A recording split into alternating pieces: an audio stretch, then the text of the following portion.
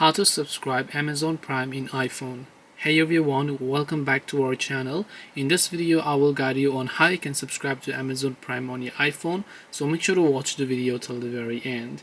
So if you want to subscribe to Amazon Prime on your iPhone, all you have to do is actually open up your Safari browser. So we're not using the app but our Safari browser, and then from the address bar over here you simply want to go to amazon.com/Amazon Prime. So I repeat, you have to go to amazon.com/Amazon Prime. I'll make sure to drop a direct link down below, and then you will land on this page where it says new members try Prime for 30 days. So right here you can see start your free 30-day trial option. Now before that, you want to make sure that you are simply signed into one of your Amazon accounts, or it will ask you to create an account right away.